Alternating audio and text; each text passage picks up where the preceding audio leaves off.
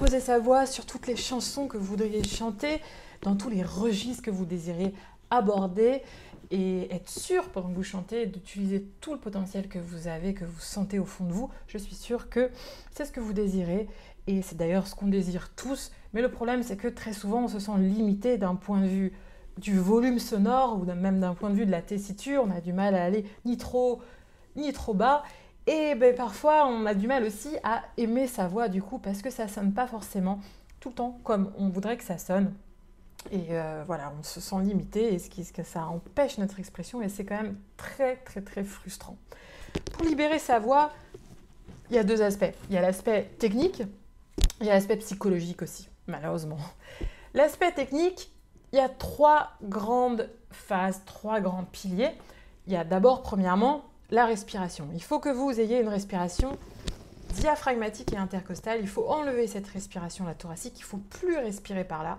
Et il faut apprendre à respirer en bas et asseoir sa voix sur cette respiration-là, sur ce souffle-là. Donc vous vous rendez compte à quel point le placement, il est bas. Et la respiration, c'est vraiment comme le moteur. Donc c'est ce qui va vous permettre d'avoir, premièrement, l'agilité, la motricité pour avoir l'agilité et du coup la liberté de votre voix. Donc avant, c'est ça, c'est la respiration. Et aussi, plus vous allez apprendre à respirer bas, plus vous allez vous rendre compte de l'immensité d'amplitude de respiration que vous avez, tout cet univers de respiration. Vous allez ne pas en croire vos oreilles et vous dire c'est incroyable, je ne savais pas que j'avais autant d'air et que je pouvais autant gérer ma respiration que ça. Donc mon conseil c'est à partir de maintenant, apprenez à ne plus respirer là et apprenez cette respiration-là diaphragmatique et intercostale pour libérer votre voix.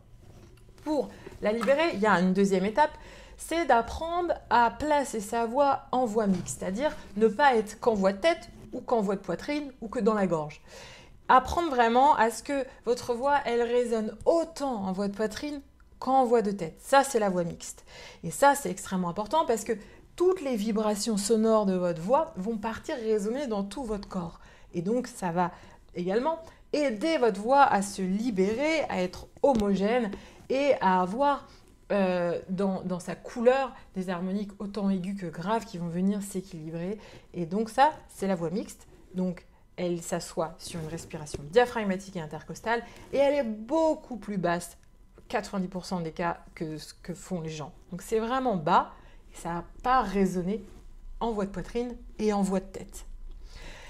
La troisième étape concernant la technique pour libérer sa voix, c'est d'ouvrir après la gorge, ne pas la resserrer avant les notes de passage ou dès qu'on va un petit peu haut ou un peu bas, donner de l'espace et apprendre à abaisser son larynx. Si vous voulez en savoir plus, vous pouvez regarder mes autres vidéos, je vous explique tout ça.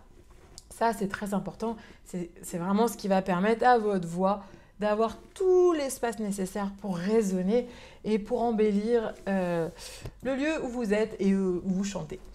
Donc, c'est ces trois aspects-là. Et sans ces trois aspects-là, il ne peut pas y avoir de libération du son et votre voix ne peut pas être libérée.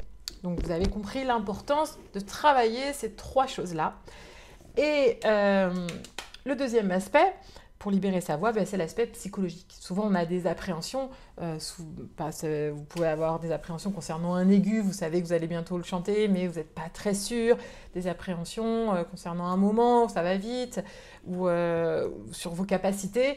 Et du coup, ça tend votre corps. Il y a plein de tensions qui viennent se greffer un peu partout. Vous ne vous sentez pas bien. Vous ne reconnaissez même plus les sensations.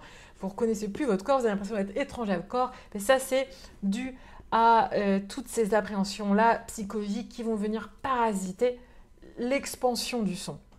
Il y a aussi bien sûr le trac qui nous concerne très souvent, qui vient se greffer souvent là dans la mâchoire, dans la gorge. Tout ça, il faut, si vous êtes sujet au trac et que si vous le savez, si vous avez identifié que votre voix avait du mal à se libérer à cause du trac et à cause d'un aspect psychologique, il faut travailler, il faut consacrer du temps à la détente de votre corps et à la détente de votre mental. Il faut investir là-dessus. Et vous allez voir que du coup, vous allez avoir un instrument corporel, votre corps, beaucoup plus souple et beaucoup plus malléable et le son pourra se répandre de façon beaucoup plus saine et beaucoup plus belle du coup.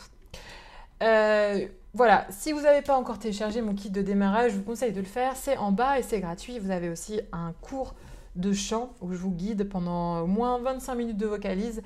On les fait ensemble et c'est autant pour les voix de femmes que les voix d'hommes. C'est aussi en bas et c'est gratuit aussi. Et sinon, je vous dis à très vite. Ciao!